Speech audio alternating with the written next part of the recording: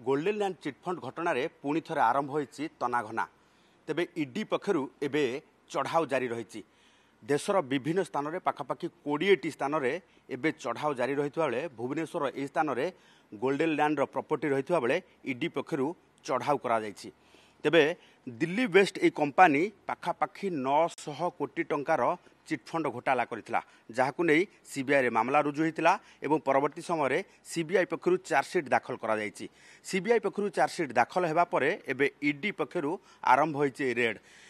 CBI पक्षरु chargesheet दाखल हेबार ये ED रो कार्यानुष्ठान भितरे ये होछि प्रथम रेड, जो थरे ईडी पक्षरु 20टी लोकेशन रे एबे रेड करा जाउछि। चंडीगढ़, दिल्ली, ओडिशा एमिति अनेक राज्य रे जो भली भाबे गोल्डन लैंड रो प्रॉपर्टी रही से प्रॉपर्टी उपरे ईडी पक्षरु चढ़ाऊ करा जाउछि एवं चढ़ाऊ एबे सुधा भी जारी रही। कोटी कोटी टंकार चिटफंड कारबार सह परवर्ती समय मामला रुजु करथिला सीबीआई एवं एकाधिक लोकंकु एने गिरफ मध्य करा जायतिला।